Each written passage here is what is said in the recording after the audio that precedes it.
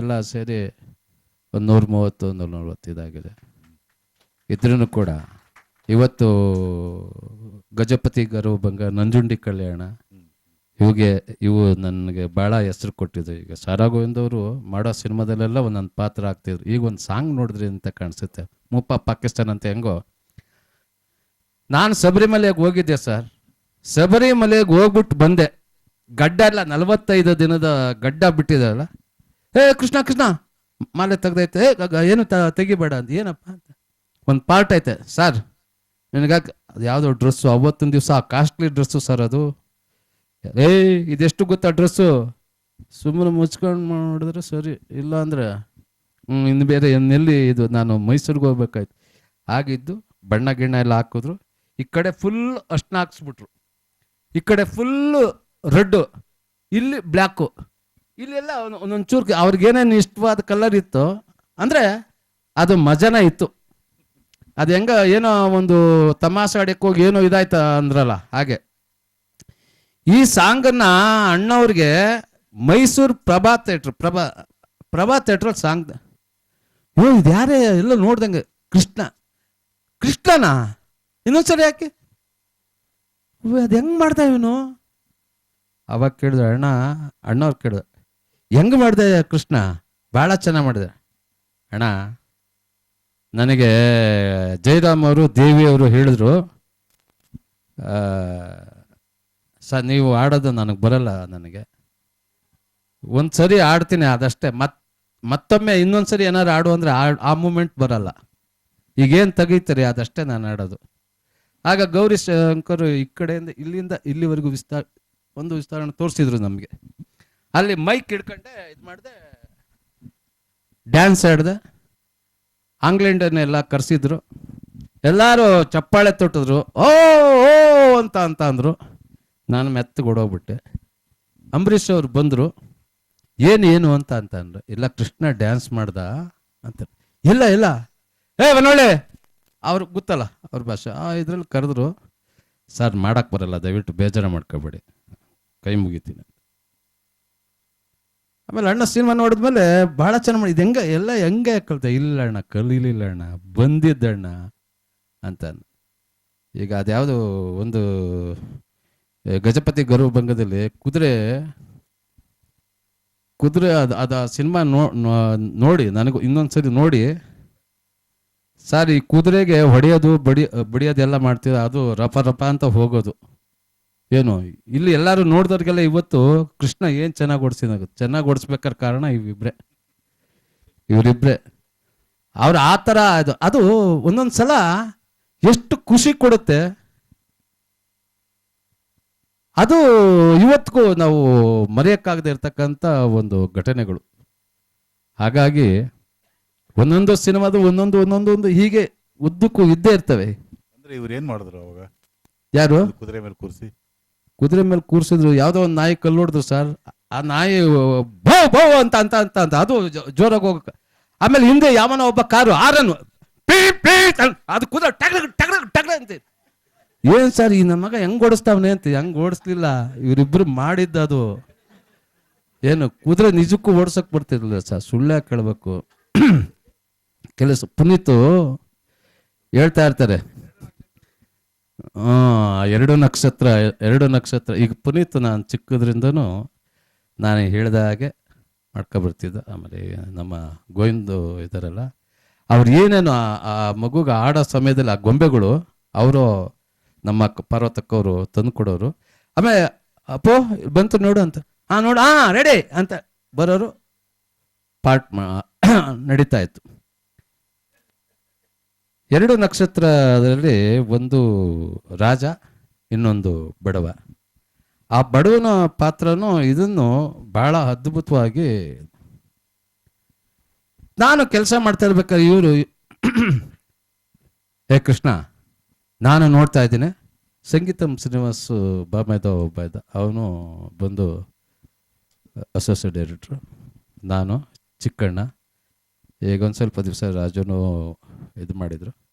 ಆ ಸಮಯದಲ್ಲಿ ಇವರು ಅಲ್ಲಿ ಯಾರೋ ಒಬ್ಬ ಮನುಷ್ಯ ಪೈಲ್ವಾನ್ ಥರ ಬಂದ, ದೊಡ್ಡ ಪೈಲ್ವಾನ್ ಥರ. ಅವನು ಏನು ಎಣ್ಣೆ ಇದು ಮೈಕೆಲ್ಲ ಮಸಾಜ್ ಮಾಡ್ತಾರಲ್ಲ, ಹೌದು.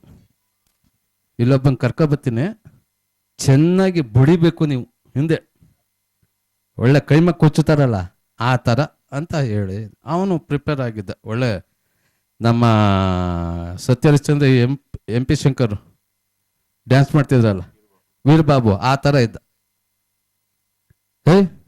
ನಾನು ನೋಡ್ತಾ ಇದ್ದೀನಿ 15 ದಿವಸದಿಂದ ಬಿಡ್ದಂಗೆ ಕೆಲಸ ಮಾಡ್ತಾ ಇದೆಯಲ್ಲ ನೀನು, ಏನು ಸರ್ ಸ್ವಲ್ಪ ಇದು ಬುದ್ಧಿನಾರ ಹೇಳಿ ಸರ್. ಸಾರ ಗೋವಿಂದು ದೊಡ್ಡ ಗೋವಿಂದು ಹೇಳ್ದಂಗೆ, ಕೃಷ್ಣ ಅವರು ದುಡ್ಡು ಇಸ್ಕೊಳಲ್ವಾ, ಮಾಡ್ತಾರೆ ಬಾ. ಎಲ್ಲಿಗೆ ಸರ್, ಏನಿಲ್ಲ ಬಾರ. ಆಯಿತು, ಬಂದರು, ಆ ಅಪ್ಪನ ಬಟ್ಟೆ ಬಿಚ್ಚಿಸಿದ್ರು. ಅವನು ಎಣ್ಣೆ ತಿಕ್ತಿದ್ರೆ ನನಗೆ ಎಲ್ಲೋ ಒಂಥರ ಸ್ವರ್ಗಕ್ಕೆ ಹೋದಂಗಿತ್ತು, ಭಾಳ ಆನಂದವಾಗಿತ್ತು, ನಿಜಕ್ಕೂ ಆನಂದ ಆಯಿತು. ಇಷ್ಟೆಲ್ಲ ಆನಂದ ಪಡಿಸ್ದು ನಾನು ಮಕ್ಕಳ ಮಲಗಿಸ್ಬಿಟ್ಟವ್ರೆ, ಅವನು ಎಣ್ಣೆ ತಿಕ್ತಾವನು. ಇಲ್ಲಿ ನೋಡಿದ್ರೆ ಸಂಗೀತಂ ಶ್ರೀನಿವಾಸ್ ಕರ್ಕೊಂಡು ಅಣ್ಣನ್ನು ಕರ್ಕೊಂಡು ಬಂದರು. ನೋಡಿ ಇಷ್ಟು ಜನ ಎಲ್ಲ ಇದ್ದಾರೆ, ಇವನು ಇಲ್ಲಿ ಎಣ್ಣೆ ತಿಕ್ಸ್ಕೊಂಡು ಇಲ್ಲಿ ಮನೆ ಕಂಡವನೆ ಅಂತ. ನನಗೆ ಅಣ್ಣವರು ಇದೇನಯ್ಯ ಅಣ್ಣ, ಸಂಗೀತಂ ಶ್ರೀನಿವಾಸ್ ಹಿಂಗೆ ಅನ್ನೋರು ಹಿಂಗೆ, ಇದೆಲ್ಲ ಸರಿ ಇಲ್ಲ ಅನ್ನೊಳ್ಳಿ, ನೀ ಎಲ್ಲ ಕರೆಕ್ಟ್, ನೀವು ಯಾಕೆ ಹಿಂಗೆ ಮಾಡಿದ್ರಿ ಅಂತ. ಸರ್ ಸಾರಿ ಸರ್ ಅಂತೇನು. ಇವ್ರನ್ನ ಒಂಚೂರು ಮಾತಾಡ್ಸೋದು ಕಮ್ಮಿ ಮಾಡ್ಬಿಟ್ಟೆ, ಇನ್ಯಾತಕ್ಕೆ ಸುಮ್ಮನೆ ಇಲ್ಲಿ ಸಲ್ಲದ್ದು ಹಾಗೆ ಅಂತ. ಮತ್ತೆ ಬಿಡ್ತಿರ್ಲಿಲ್ಲ, ಕೆರಿಕೊಂಡು ಬರೋರು ಬಿಡ್ತಿರ್ಲಿಲ್ಲ. ಯಾವುದೇ ಬಿಟ್ಟರು ಅದೇನೋ ಹೇಳ್ತಾರಲ್ಲ ಹಾಗೆ ಇದು ಮಾಡ್ತಿದ್ರು. ಇದು 2 ನಕ್ಷದ ಸನ್ನಿವೇಶ. ಬೆಟ್ಟದ ಹೂವು ಸಮಯ ಸಂದರ್ಭದಲ್ಲಿ ನಮ್ಮ ಮನೆಯಲ್ಲೂ ಒಂದು ಇನ್ಸಿಡೆಂಟ್ ಆಗಿತ್ತು. ಅದರಲ್ಲಿ ನಮ್ಮ ಅಣ್ಣನ ಮಗ ಏನೇನೋ ಬೈತಿದ್ದ, ಏನೇನೋ ಕಾಗದ ಬರೀತಿದ್ದ. ಆಗ ಈಗೆಲ್ಲ ಚೆನ್ನಾಗಿದ್ದಾರೆ. ಇದು ಆದರೂ ಇವರು ನನ್ನ ಸೂಟ್ ಕೇಸ್ ತೆಗೆದ್ರೆ 1-2 ನಿಂಬೆಹಣ್ಣು, ಒಂದಿಷ್ಟುದ್ದ 2 ಮೂಳೆ, ಒಂದು ಗೊಂಬೆ, ನಾನೇ ಕೊಲೆ ಮಾಡಿದ್ದು ಅಂತ ಒಂದು ಬುಕ್ಕು.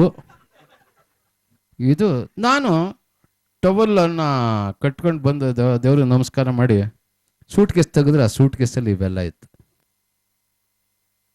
ನಾನು ಸೂಟ್ ಕೇಸ್ ತೆಗೆದು ಇವ್ರು ಬಂದು ಕರಿತಾ ಇದ್ದ, ಬಂದ್ರಪ್ಪ ಬಾರಪ್ಪ, ಇರಪ್ಪ ಬಂದೆ ಅಂತ.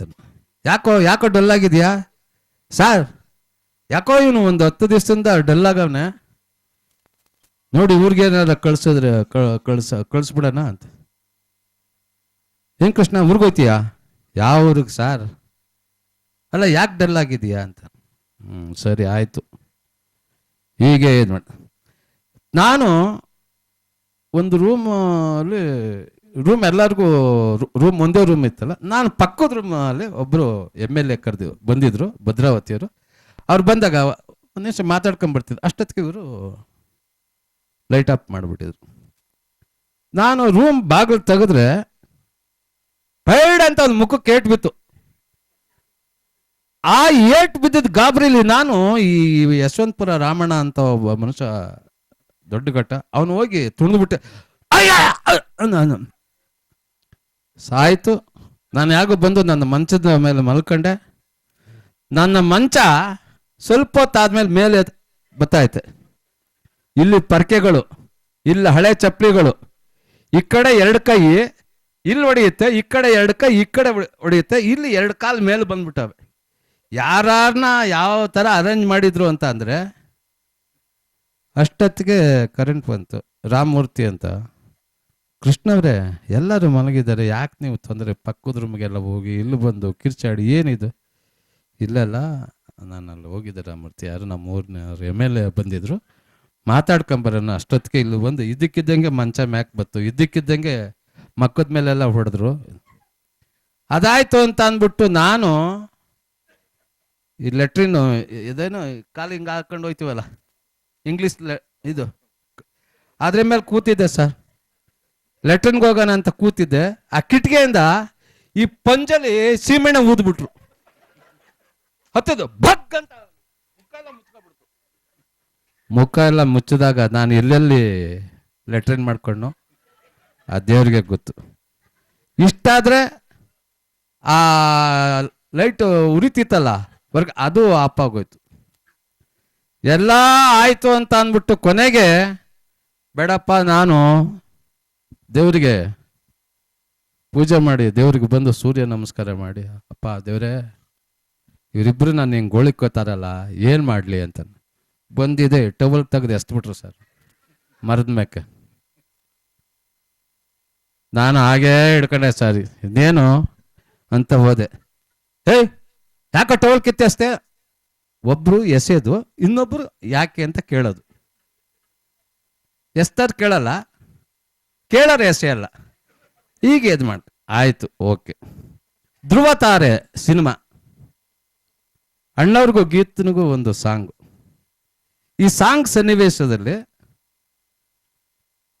ಸಾಂಗ್ ಪೇಪರ್ ಹಿಂಗೆ ಹಿಡ್ಕೊಂಡು ಅವ್ರಿಗೆ ತಾರವ್ರಿಗೆ, ಡ್ಯಾನ್ಸ್ ಮಾಸ್ಟರ್ ತಾರವ್ರಿಗೆ ಲಿರಿಕ್ಸು ಇದು ಅಂತ ಹೇಳ್ತಾ ಇದ್ದೆ. ಆಗ ಕೈನಲ್ಲಿ ಕಾಫಿ ಕೊಟ್ಟಿದ್ರು, ಬಿಸಿ ಕಾಫಿ, ಸುಟ್ಟೋಗೋದು. ಆ ಕಾಫಿ ಕೊಟ್ಟು ನಾನು ಹೀಗೆ ಹೀಗೆ ಅಂತ ಹೇಳ್ತಿದ್ರು. ಇಲ್ಲಿ ಒಂದು ಕಾಫಿ ಇಡೋರು, ಈ ಜಾಗಕ್ಕೆ ಕಾಫಿ ಇಟ್ಟಿಟ್ಕೆ, ನಾನು ಕಾಫಿ ಇಟ್ಟಾಗ ನಾನು ಹಿಂಗೆ ತಾನೇ ಹೋಗ್ಬೇಕು, ಹಿಂಗೆ ಅನ್ನಕ್ಕಾಯ್ತದ? ಹಿಂಗೋದೆ. ಆ ಅಮ್ಮ ವೈಟ್ ಡ್ರೆಸ್ ಹಾಕೊಂಡಿದ್ರು ಸರ್. ವೈಟ್ ಡ್ರೆಸ್ ಹಾಕೊಂಡು ಆ ಅಮ್ಮ ಮೇಲೆ ಕಾಫಿ ಚೆಲ್ಬಿಟ್ಟೆ. ಏಯ್ ನಿಂಗೇನು ಬುದ್ಧಿಗಿದ್ದೆ ಆಯ್ತಾ? ಸ್ವಲ್ಪನೂ ಇದಿಲ್ಲ ನೋಡಿ ಸಾರ್. ಸಾರಿ ಅಮ್ಮ ದಯವಿಟ್ಟು. ಇಲ್ಲ ಕೃಷ್ಣ ಅವರೇ ಪರವಾಗಿಲ್ಲ, ಪಾಪ ಅಮ್ಮ ಹೊಡಿಲಿಲ್ಲ, ನನ್ನ ಪುಣ್ಯ. ಯಾಕೆ ನನ್ನ ಮೇಲೆ ಕೋಪನ ಕೃಷ್ಣ ಅವರೇ? ಇಲ್ಲಮ್ಮ ಪ್ರಮಾಣ. ಮತ್ತು ನನ್ನ ಮೇಲೆ ಯಾಕೆ ಕಾಪಿ ಚೆಲ್ಲಿದ್ರಿ? ಇಲ್ಲಮ್ಮ ದಯವಿಟ್ಟು ಕ್ಷಮಿಸಿ. ಹಿಂಗೆ ಹೇಳಿದ್ರು ಹಿಂಗೆ ಮಾಡಿದ್ರು ಅಂತ ಹೇಳೋಕ್ಕಾಯ್ತದ? ಇಲ್ಲಾಂದ್ರೆ ರಾತ್ರಿ ಕನ್ವೀನಿಯನ್ಸ್ ಕೊಡ್ತಿತ್ತಿಲ್ಲ. ಎಲ್ಲ ಇದೆಲ್ಲ ಒಂದೊಂದಿದೆ. ಆದ್ರೂ ಕೂಡ ಒಂದು ವಿಷಯಗಳು ನೆನೆಸ್ಕೊಂಡಾಗ ನಮ್ಮ ಭಗವಾನ್ ಅವರು ಹೇಳೋರು, ಕೃಷ್ಣ ಒಂದು ವಾರ ನನ್ನ ಜೊತೆ ಕೂತ್ಕೋ, ನಾನು ಟೈಪ್ ಮಾಡ್ಕೊಳ್ತೀನಿ, ಒಂದು ಒಳ್ಳೆ ಮೆಗಾ ಸೀರಿಯಲ್ ಮಾಡೋಣ. ಅಷ್ಟು ಅದ್ಭುತವಾಗಿದೆ ಕತೆಗಳು. ಇದು ನಿಮಗೆ ಇಲ್ಲಿ ಹೇಳಿರೋದು ಬರೀ ಮುಕ್ಕಾಲು ಭಾಗ ಇದೆ. ಇನ್ನೊಂದು ಈ ಥರ ಬೆಳಗ್ಗೆ ಕಾರ್ಯಕ್ರಮ ಇಟ್ಕೊಂಡಾಗ ಇವರಿಬ್ರು ಇಲ್ಲ ಅಂದ್ರೆ ಎಲ್ಲ ವಿಷಯನೂ ಹೇಳ್ಬಿಡ್ತಿದೆ. ಇನ್ನೆಲ್ಲಿ ಆಮೇಲೆ ರಾತ್ರಿ ಫೋನ್ ಮಾಡ್ತಾರೆ, ಯಾವುದೋ ಮೂಡಲ್ಲಿದ್ದು ಫೋನ್ ಮಾಡಿ ನನಗೆ ಬೈದು. ಇಲ್ಲ ಪರವಾಗಿಲ್ಲ, ಇವತ್ತು ಕನ್ವಿನ್ಸ್ ಏನಿಲ್ಲಲ್ಲ, ಹಾಗಾಗಿ ಹೇಳ್ಬೋದು. ಇಲ್ಲ ಸರ್, ಇದ್ರೂ ಕೂಡ ಏನೋ ನೆನಪಿನ ಅಂಗಳ ಅಂತ ಹೇಳ್ತಾರಲ್ಲ, ಈ ಒಂದು ಬೆಳ್ಳಿ ಹೆಜ್ಜೆ ಸಮಯ ಸಂದರ್ಭದಲ್ಲಿ ನನಗೆ ಇಷ್ಟನ್ನೆಲ್ಲ ಮಾತುಗಳನ್ನ ಆಡೋದಕ್ಕೆ ಇಷ್ಟು ಜನಗಳು ಸೇರಿಸಿ ನನಗೆ ಎಲ್ಲಾರು ನೋಡಿದಾಗ ಏನೋ ಒಂದು ಖುಷಿ ಆಗುತ್ತೆ. ಆಮೇಲೆ ನಿಮ್ಮ ಒಂದು ಒಳ್ಳೆಯ ಸಿನಿಮಾ ಅಂತ ನಿಮ್ಮ ಜೀವನದಲ್ಲಿ ಶ್ರುತಿ ಒಂದು ಒಳ್ಳೆ ಸಿನಿಮಾ ಅಂತ ನಮ್ಮ ತುಂಬ ಒಳ್ಳೆ ಪಾತ್ರ ಇತ್ತು ಅದರೊಳಗೆ. ಚೆನ್ನಾಗಿತ್ತು. ಇವತ್ತು ಶ್ರುತಿ ಚಿತ್ರದಲ್ಲಿ ನಾವು ಏನು 4 ಜನ 5 ಜನ ಇತ್ತು, ಅದರಲ್ಲಿ ಈಗ ನಾವಿಬ್ಬರೇ ಉಳ್ಕೊಂಡಿರೋದು, ನಾನು ಶ್ರುತಿ. ಸುನೀಲು ಇಲ್ಲ, ಇಂದುಧರು ಇಲ್ಲ, ರಾಜನೂ ಇಲ್ಲ, ದಿಲೀಪನೂ ಇಲ್ಲ. ಇದ್ರೂ ಆ ಒಂದು ಸಮಯದಲ್ಲಿ ಒಂದು ಒಳ್ಳೆ ಸಿನಿಮಾ. ಯಾಕೆಂದರೆ ಕಲಾವಿದನಿಗೆ ಒಂದೊಂದರಲ್ಲೂ ಒಂದೊಂದು ಪಾತ್ರ ಇರುತ್ತೆ. ಕೆಲವು ಸಲ ಈಗ ಧ್ರುವ ತಾರೆಯಲ್ಲಿ ನಾನು ಸುಮ್ಮನೆ ಗುಂಪಲ್ಲಿ ಬರ್ತಿದ್ದೆ, ಆ ಸಾಂಗು ಆ ಒಂದು ಗಲಾಟೆ ಸಮಯದಲ್ಲಿ ಬರ್ತಾ ಇರೋದು ಅದನ್ನು ನೋಡ್ತಿದ್ರೆ ಇವತ್ತಿಗೂ ನನಗೆ ಈ ಥರ ಎಲ್ಲ ಸಿನಿಮಾದಲ್ಲಿ ನಾವು ಮಾಡಿದ್ದೀವಲ್ಲ ಅಂತ ಖುಷಿ ಆಗುತ್ತೆ. ಅಂದರೆ ಆ ದಿನ ಶ್ರುತಿ ಚೆನ್ನಾಗಿದೆ. ಶ್ರುತಿ ಗಣೇಶನ ಮದುವೆ, ಹೌದು ಶ್ರುತಿ, ಅದು ಒಂದು ಒಳ್ಳೆ ಚಿತ್ರ ಆಗಿತ್ತು. ನನಗೆ ಶ್ರುತಿ ಅಂದಾಗ ನಿಮಗೆ ಹೇಳ್ತೀನಿ ನೋಡಿ, ನನಗೆ ಈ ದ್ವಾರಕೀಶ್ ಅವ್ರಿಗೆ ಫೋನ್ ಮಾಡಿ ಒಬ್ಬರು ಅಮೇರಿಕಾದವರು ಡಾಕ್ಟರ್ ಅಶೋಕ್ ಪೈ ಅಂತ ಅಂದ್ಬಿಟ್ಟು ಅವರು ಫೋನ್ ಮಾಡಿ ಕೇಳಿದ್ರು, ಈ ಥರ ಸಿನಿಮಾ ನೋಡಿದೆ ಚೆನ್ನಾಗಿದೆ, ಇದರಲ್ಲಿ ಆ ಕಾಮಿಡಿ ಮಾಡ್ತಾರಲ್ಲ ಅವ್ರ ಹೆಸರೇನು, ಶ್ರುತಿನಲ್ಲಿ ಹೊನ್ನೊಳ್ಳಿ ಕೃಷ್ಣ ಅಂತ. ಗಣೇಶನ ಮದುವೆಯಲ್ಲಿ ಈ ಥರ ಬೇದಿ ಮಾಡೋಕ್ಕೆ ಆಗಾಗ ಹೋಗ್ತಾ ಇರ್ತಾರಲ್ಲ, ಹೊನ್ನೊಳ್ಳಿ ಕೃಷ್ಣ ಅಂತ. ಆಗ ನಂದು ಮೊಬೈಲ್ ಇರಲಿಲ್ವಲ್ಲ, ನಂಬರ್ ಇತ್ತು. ನನ್ನ ನಂಬರ್ಗೆ ಇವರು ತಗೊಂಡು ಫೋನ್ ಮಾಡಿದರು. ಹಲೋ, ಹೊನ್ನೊಳ್ಳಿ ಕೃಷ್ಣ ಅವರಾ?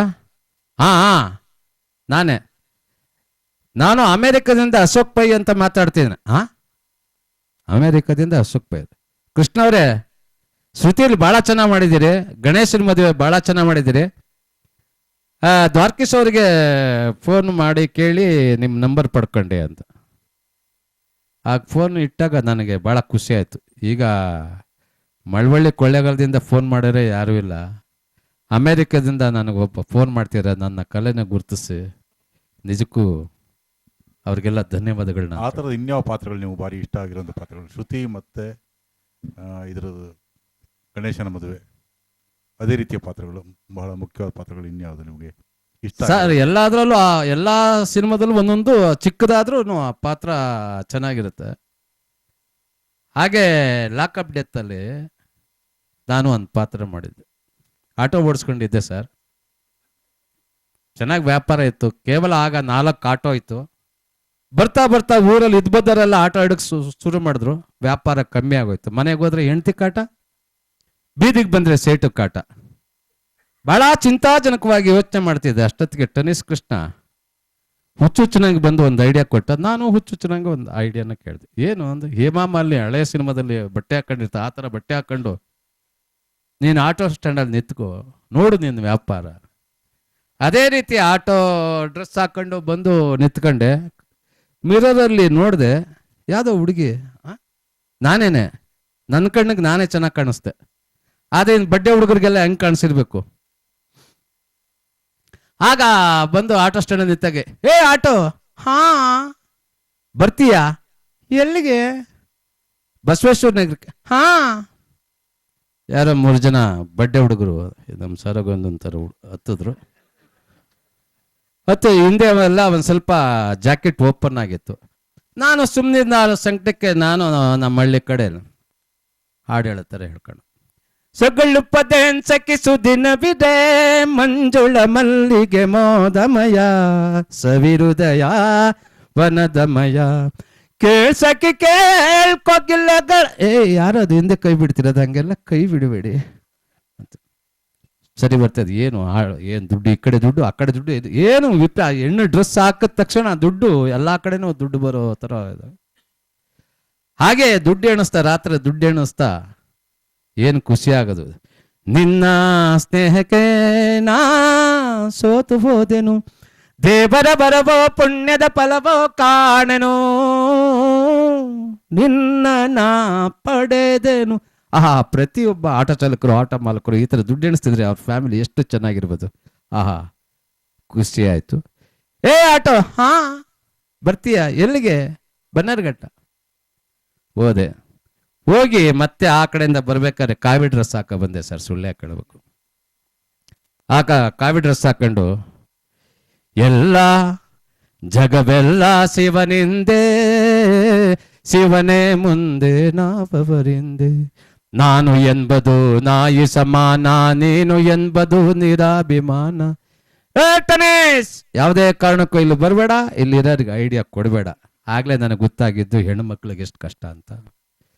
ಅದು ನಮ್ಮ ಲಾಕಪ್ ಡೆತ್.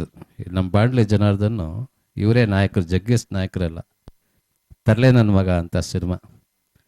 ತರ್ಲೆ ನನ್ನ ಮಗ ಸಿನಿಮಾದಲ್ಲಿ ನಾನು ಒಂದು SI ಪಾತ್ರ ಮಾಡಿದ. SI ಪಾತ್ರ ಯಾವ ರೀತಿ ಇತ್ತು ಅಂದರೆ, ಮಿಸ್ಟರ್ ಸಂತೋಷ್ ಕುಮಾರ್ ಊರ್ಬಾಗಲ್, ನಾನು ಯಾರು ಗೊತ್ತಾ? SP ಸಾಂಗ್ಲಿಯಾನ, ಅವನ ತಮ್ಮ SI ಸಾಲಿಯಾನ. ಈ ಸಾಲಿಯಾನ ಸಾಕ್ಷಿದಲ್ಲಿ ಯಾವ ಕೇಸನ್ನು ಮುಟ್ಟಲ್ಲ, ಮುಟ್ಟೋದನ್ನ ಅಷ್ಟು ಸುಲಭವಾಗಿ ಬಿಡಲ್ಲ. Are you understand? ರೇ ಸ್ವಾಮಿ, ನನ್ನ ಮಗ ಏನ್ ತಪ್ಪು ಮಾಡಿದಾನೆ ಅಂತ ಕಿರ್ಚಾಡ್ತಿದ್ದೀರಿ ಅಂತ. ನಿನ್ನ ಮಗ ಮಾಡಿರೋ ತಪ್ಪು 1 2? ಗಜಗೌರಿ ಆಗಿದ್ದ ನನ್ನ ತಂಗಿನ ಗಣಪತಿ ಮಾಡಿ ಕೂರಿಸಿದಾನಲ್ಲ, ಇದಕ್ಕಿಂತ ಏನಾದ್ರೂ ಬೇಕಾ? ನನ್ನ ತಂಗಿದು ಒಂದು ಕೂದಲು ಕೊಂಕಿದ್ರೆ ನಿನ್ನ ಮಗನ್ನ ಸುಮ್ಮನೆ ಬಿಡಲ್ಲ. Are you understand? ಅಷ್ಟೊತ್ತಿಗೆ ಅವ್ರು ಹೇಳ್ದು, ಕಿರ್ಚಾಡ್ಬೇಡಿ, ಒಂದು 5-10 ಲಂಚ ತಗೊಂಡು. ಲಂಚ ನಂಬರ್ 9265. ಇವ್ರನ್ನ ಒದ್ದು ಒಳಗಡೆ ಹಾಕಿ ರಕ್ತ ಹೀರಿ ಕುದಿಯ ನೀರನ್ನ ತಲೆ ಮೇಲೆ ಸುರಿದು ಅಂಡಮಾನ ಕರ್ಕೊಂಡೋಗಿ ಅಂಡ ಮೇಲೆ ಒದ್ದು ನಿಕ್ಕಬಾರು ಕರ್ಕೊಂಡೋಗಿ ನಿಕ್ಕರ್ ಬಿಚ್ಚಿ ಒದ್ದು ಒಳಗಡೆ ಹಾಕಿ. ಇದು ತರಲೆ ನನ್ನ ಮಗ ಚಿತ್ರದ ಒಂದು ಸಿನಿಮಾ. ಇದನ್ನ ಉಪೇಂದ್ರ ಅವರು ಈಗಲೂ ಹೇಳ್ತಿರ್ತಾರೆ, ತರಲೆ ನನ್ನ ಮಗನ ಡೈಲಾಗ್ಸ್ ಹೇಳಿ ಕೃಷ್ಣಣ್ಣ ಅಂತ. ಮರ್ತೋಗಿದೆ ಅಂದ್ರೆ ಸ್ಟೇಜಲ್ಲಿ ಹೇಳ್ತಾ ಇರ್ತೀನಿ, ಅಲ್ಲೆಲ್ಲ ಇದು ಮಾಡ್ತಿರ್ತೀನಿ.